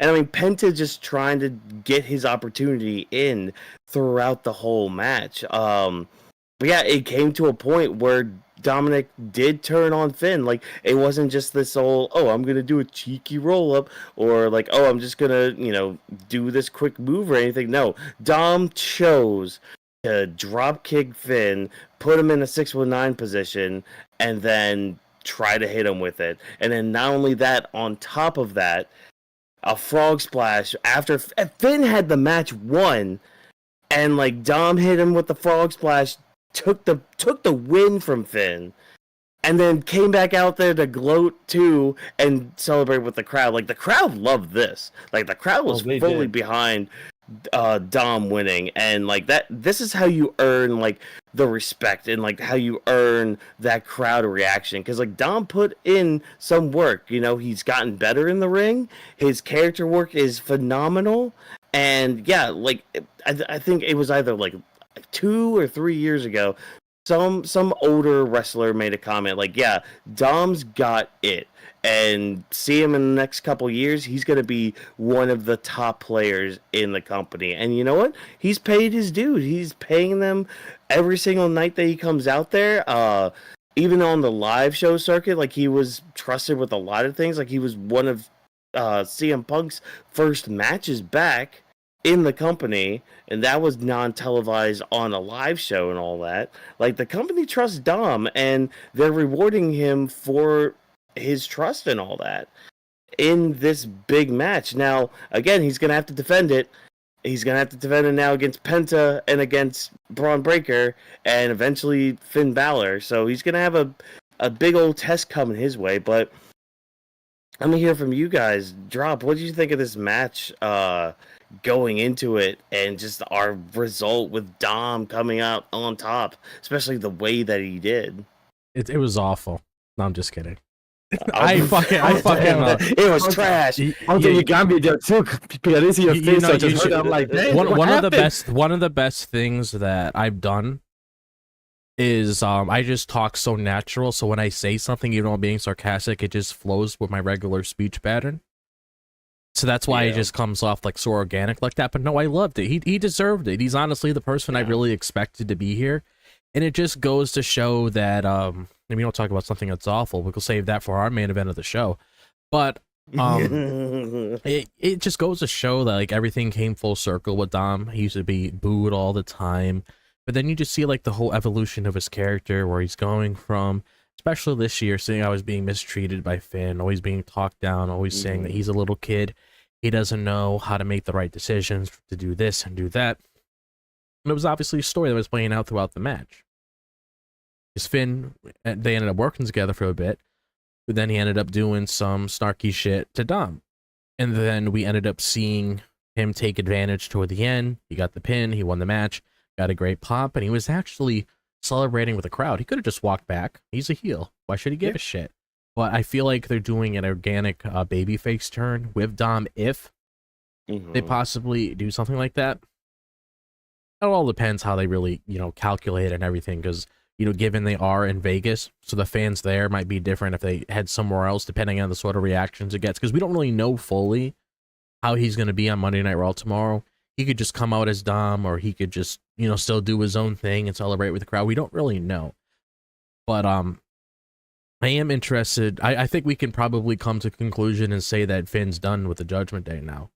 I feel like that's pretty apparent now. There's really no coming back to that after seeing both of them attack each other, because they got in each other's faces plenty of times when they were going back and forth with each other in like backstage segments, but they never really laid hands on each other and started beating each other up until this moment, So it's like, I feel like Finn's done.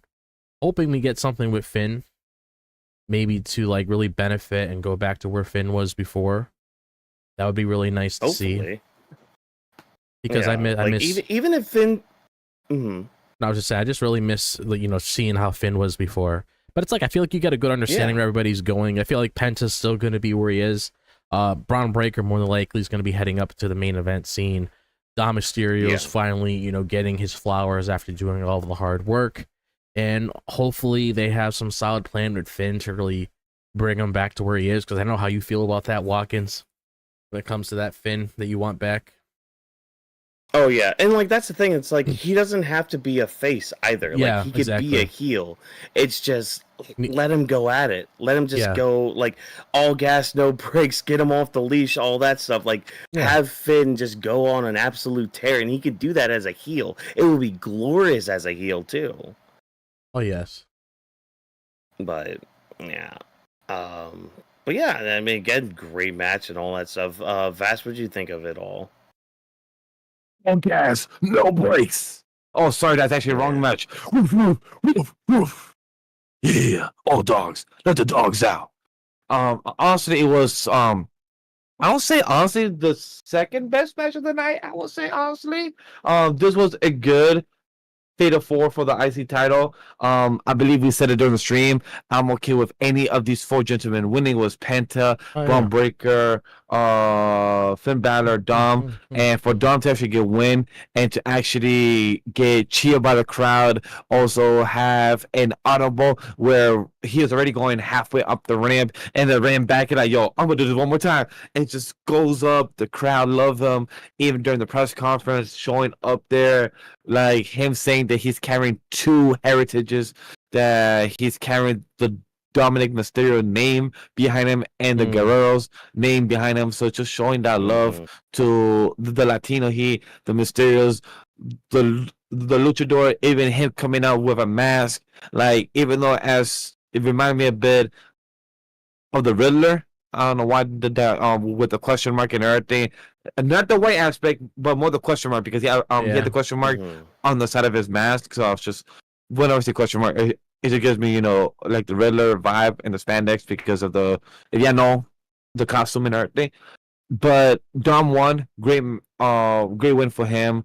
I felt like this was his time, and really curious to see what Drop said as well. How's the crowd from across other states are going to treat him? Are they going to cheer like WrestleMania did? Is that going to fall over, or is how the crowd going to feel the opposite towards him? Penta, you was great. You remind me of fucking Power Ranger with the whole green suit, or a bit of the Scorpion from Invincible. Bron Breakker, you was a beast. I think he tackled like 3 spears. I think each on each person, or like at least 3. 3 people. I feel like you catch 3 spears. Finn, I'm really curious to see what's your journey next, because I know you did sign a new contract earlier this year or last year it was, and you've been helping with the Judgment Day. You've been helping with Rhea Ripley. With Damian Priest, we heard from the documentary that you want to work with Damian Priest from all these years ago. You got him to where he is now. I think it's time to be selfish, work for yourself, and think for yourself. Not that Dom got his thing, he betrayed you. Carlitos was there, also getting a nice, beautiful spear on those tables, just getting destroyed. I don't think if we are going to see those tables tomorrow or not, because they look like they're easily, breakable, but who knows? Yeah, finally. But those are my overall right. thoughts on this match and everything else. Yeah. Yeah. So we'll just have to see. We'll have to see how everything plays out, and see again. That's something that makes me want to tune in the next night. That makes me want to actually, see what happens next. That's how you do it, not in ways that are very convoluted and make you go, huh? Yeah. Okay, neat, wet blanket, whatever. Or you could just have kind of a mediocre at best match with one of the best in the frickin' world. Yeah. I don't understand how this happened. I don't understand. Was it know. just expectations? Like, was it just us being like, oh, something big is gonna happen, and nothing big ever happens? AJ Styles took on Logan Paul. I wrote it. I think I wrote it here perfectly in our notes. Just a simple sentence. Technically, I think this was a good match because I think they did play a part where it's like, oh, okay, Logan's playing the part of the cocky upstart and all that, and AJ again, he's the phenomenal one. He's the one that's like one of the best in the world. So it's like, okay, I get the story that you're trying to tell, but they never ramped it up any more than like first gear. They just kept it really safe, and it's just knowing how well AJ Styles can work and just how much of a worker that Logan Paul is. Something wasn't right with this one. It felt kind of off, and again, it never kicked it into that extra. Yeah. That extra mode that we know could go in. And even with the inclusion of Karrion Kross at the end, it's like, okay, you're cool. I guess that's where AJ's going after this. Because now you can just blame him for not succumbing to darkness and all that. Ooh, there's the whole Cody thing again, except, like, I don't know. Like, it's just, I don't know, the match just was... Again, this match was underwhelming. Boring. Let me just be straight. The match was underwhelming. It could have been a lot better. It could have been more deserving. Even the drone shot you tried. It's just like, okay, the spot you chose. I mean, the frog splash looked fine. It was cool visual, but I mean, that's not really gonna get the effect you want for it to go viral. But okay. Yeah, we didn't get any Gear 2 Luffy going up against Lucci in this one. Like that's nothing got not at all picked into Gear 2. We didn't. The blood flow wasn't speeding up. Nothing at all. We didn't get anything like that. I can't really blame myself for like actually getting some sort of expectation out of this match, because if you look at the competitors involved, especially AJ Styles, which is another guy that's always known to put on good matches, like when you see AJ Styles in a match, you're not going to expect anything but a banger. That's just a guy who creates bangers every time he's involved with somebody. And when you saw Logan Paul in there, love him or hate him, regardless how you feel about him, he has been very impressive when it comes to a lot of the matches that he had. Like, he brought Roman to one of his best matches like a couple years ago when it came to that first match that he had with him. He had a pretty good triple threat match of KO and Randy last year. he had no, he had a pretty good match with Cody. I wouldn't say it was better than like the Cody and AJ stuff he got throughout the rest of the years, but even the stuff that he had with like Seth around that time, it's like Logan's known to like really show in the ring. So I was honestly more shocked that we didn't get much out of this than what I was anticipating, because it's like it's not only us that said like we like it felt like underwhelming. A lot of people were like saying like, really, that's it. Like a lot of people I noticed, which like a common trend with a lot of them, because I seen a couple of reactions, not all of them. A lot of people are saying, I just want this to end. That was like a common thing I've seen with like a lot of people online that kept saying, I want it to end. Like I know Santi was one of them. I saw his little clip. He was one of them saying that there was like a couple other people I saw online too that I can't remember on top of my head. It's like, okay, let's just wrap this up. Let's move on. And like I'm glad that Cross got a pop, so it actually showed people get a shit about him. That was actually, I guess that was a little shocking to me. So I'm actually glad that people give a shit about him. I'm hoping Triple H, you could do something with that, because I feel like Cross is underrated. You can do something with him. But it's like, what are we doing here? And like, I like the thing that you mentioned about like with brass knuckles. I'm gonna just come out and say, can we stop using that? Because I feel like that's just like so repetitive at this point of like Logan Paul matches. It's the same little troll guy, and they don't give him a name. Yeah. They just say, "Oh, it's a member of its entourage." It's like it's literally. I'd have to go back, but I'm pretty sure it's the same guy each and every single time that it happens. It's like, at least get somebody else involved with it. Yeah, it's like, I kid you not, we've been seeing those brass knuckles since the whole match he had with Rey Mysterio when he won the U.S. title. Yeah. Like, I don't know why it's still a thing. Like, sure, if he wanted to make it the center focus of that match, fine, whatever. But it's like, especially when you're following up to the great Santos Escobar heel turn that obviously didn't go nowhere. Can we just leave those brass knuckles alone? Like, I get it. It was cool at first, but can we stop doing that? I mean, I'm not really sure, like, what we're doing here. I'm hoping they have some... Did you hear some people saying, like, it seemed like AJ felt a certain way in this match? Did you see, like, that sort of feedback online? Some people were saying, like, AJ Styles felt a little off when it came to when he was with Logan Paul in the match, when it came to certain moves he was having. Because I did actually notice that, like, a little towards the end, when they were like in the corner.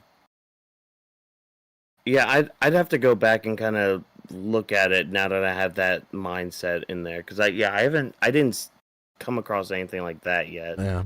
So yeah, I might have to go back and just kind of look at it, see how it goes and everything. But AJ's another guy you need to find something to do. Like I'm hoping. Yeah. Like what I'm hoping is this. Like, I'm sorry. I am not invested. If this is the plan, I am not invested in a Jey Uso versus Logan Paul match. I'm sorry. Because it's just going to be Logan Paul coming out saying, well, I said yeet first. I'm really hoping that's not the fucking storyline. I'm not interested in that. Logan Paul versus Jey Uso at like fucking Backlash just because he got momentum over AJ. I'm not really sure if I'm interested in that. I mean, it wouldn't surprise me. It would not surprise me at all if we do that. But I mean, that's at least an easy win for Jay, right? Yeah. Right, WWE? Yeah. You wouldn't do something like that. Right? Oh my god, dude. Oh. Imagine after all of this, Logan Paul just beats Jey Uso at Backlash. Yeah. Seth Rollins, please. If that's the case, God, Seth Rollins better cash in right there and take that title. Yeah. Cash in your favor with your new buddy, your new best pal, Paul Heyman. Oh my god! But what about you, Vash? What do you think of this? Oh, look, stinker! It was a stinker. Just to keep it simple from my end, I didn't care about this match. I believe when I told Walkers during the stream, for anybody that didn't check out, the clip hasn't been out yet, I'm gonna just keep it simple. Remember during the match of Tiffany and Charlotte, Walkers during the stream was like, I'm just afraid, I'm just like anxiety, I just want to see the match, like the result already, because like this is stressing out. Understandable. For me, in this match was the opposite. I didn't care for excuse me, I didn't care for this match. I just want to know the result and move on. And I literally said it in the stream. I didn't care about it. I believe this match was like, one thing that pissed me off. Why was this match longer than it should have been? I believe this match was like almost like 10-15 minutes. It Yeah, was a while. Logan Paul defeats AJ Styles for a 17-minute match at 43 seconds. This match was longer than it should have been, and I was a bit disappointed in that aspect. Yeah. It should have not been this long. I love AJ Styles, but the drone shot was super weak when what he was going for. I expected something more. I had higher expectation when it comes to Logan Paul when he was trying to do a higher spot. I thought he was going to do something more cooler, but it felt flat.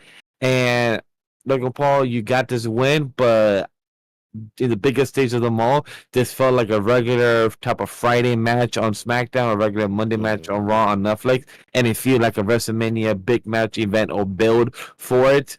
And I would say AJ Styles, it was great to see you on your 5th WrestleMania as well. That was a cool experience, a cool little check off the list there. But that's all I got, honestly. That's all. Yeah. Yeah, I mean, again, I mean, it could have just been expectations that everyone had, but I mean, the expectations are there because of who's involved, but it kind of failed to deliver on a lot of aspects. And what sucks about it too is it's like this came after the Randy Orton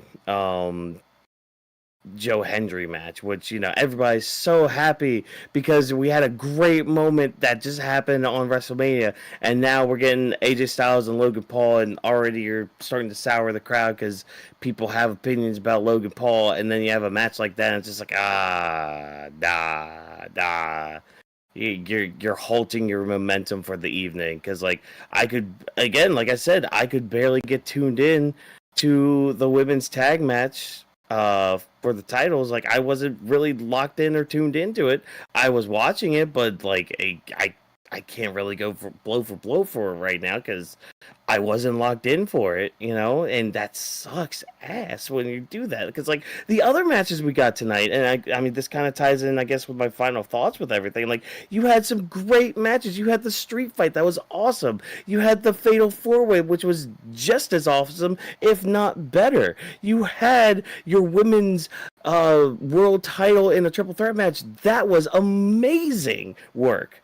And you had a great moment with Joe Hendry, the TNA World Champion. Like, all that work Joe Hendry put in the past, like, in 2024 and then some, paid off tonight with him facing off with Randy Orton in a very quick match at WrestleMania. He's still got that moment, you know? Mm-hmm. But then you get things like, you know, the Becky return, people were kind of sour on, but, you know, willing to see what happens with that. AJ Styles and Logan Paul, kind of a letdown, but then just like the absolute wet napkin of a main event that happened.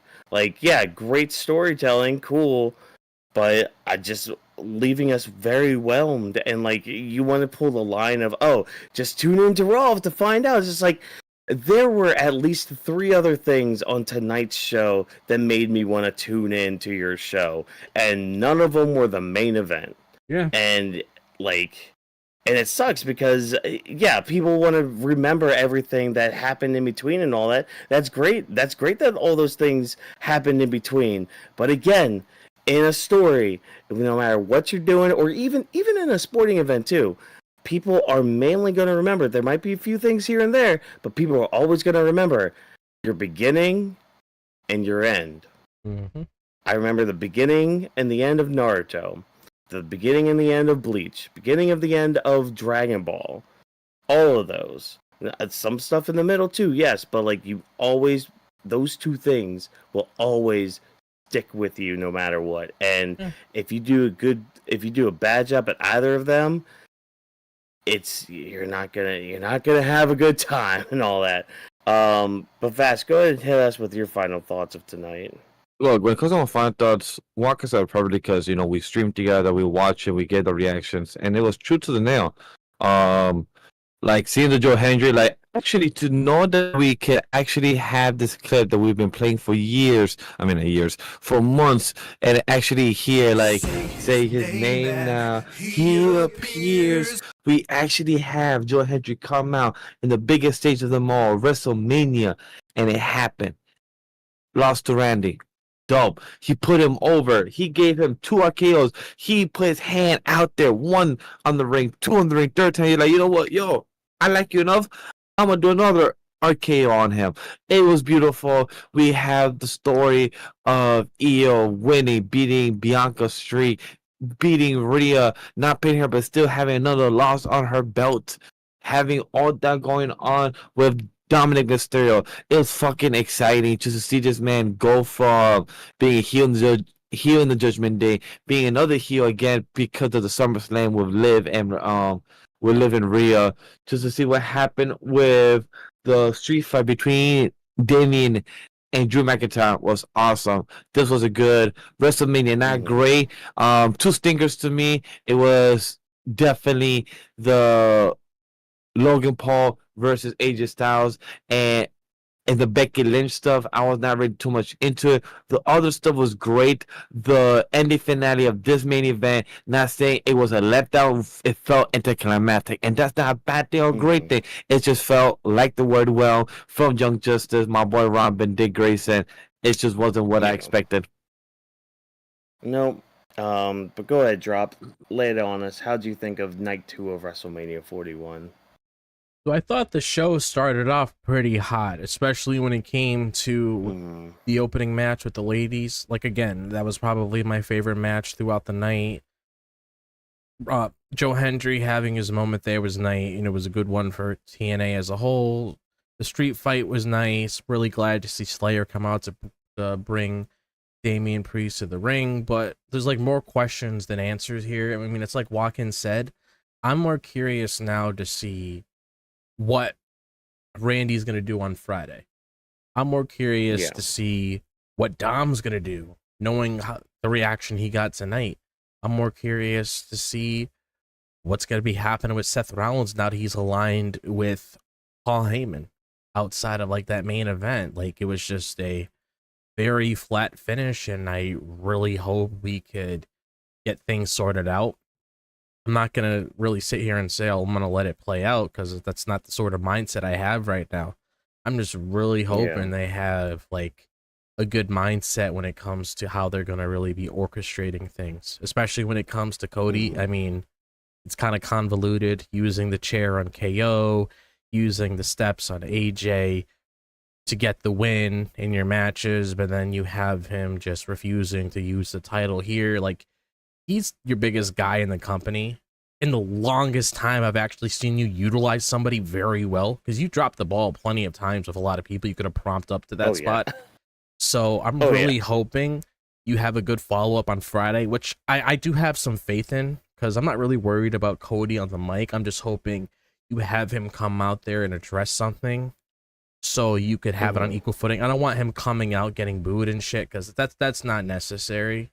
Because, again, the best decision you could have done is had him go over, because I feel like he has a better chance of recovering from the loss rather than just handing him the win tonight, because I felt like things probably would have been a lot worse if he went down that direction. So at least you're avoiding getting into a dark void by doing that.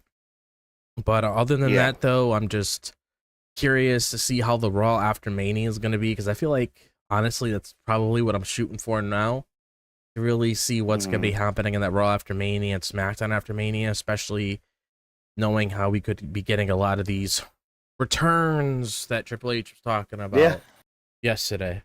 So, yeah, so hopefully all that tunes in and works out fine for us. We'll have to wait and see. Again, a lot of these thoughts and talks we had tonight deal with how we feel currently in the current moment. Things can change, things could get better, but as it stands right now, it's feeling pretty nasty right now. But yeah, that was the show tonight. So thank you everybody for tuning in the chat. Be sure to stay tuned. I believe we are doing a sidecast of Raw after Mania tomorrow. We will be doing our post show as well with Raw, and it sounds like the boys are going to be doing a sidecast for NXT. So hey, stay tuned for the next few days, and we'll bring you some wonderful post-Mania content here in the next few days. So, just going to take time to thank you for taking time out of your day to listen to the Weebs of the Ring podcast. If you enjoyed what we had to say, why not do exactly what I'm about to tell you, because we have some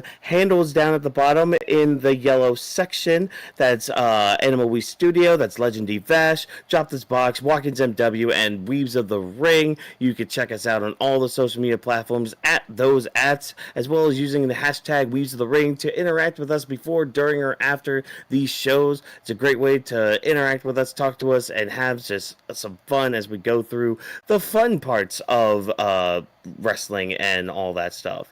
And yeah, we also appreciate feedback, so if you guys have anything, just be sure to give it to us, and we'll do our best to make our show even greater than it is today. So again, thanks to our production team for all of their hard work. We are presented by Animal We Studio, and thank you once again for joining us. And remember, as always, no Strunk enemies were harmed in the recording of this podcast. Have a good night, everybody. WrestleMania is over and done with. We will see you tomorrow for the Raw After Mania. And also, I forgot to say happy birthday, Iyo, and congratulations on retaining your title. It was your birthday yesterday, so Yes. happy birthday. Yeet. Go, Iyo. It's your birthday. It's your birthday.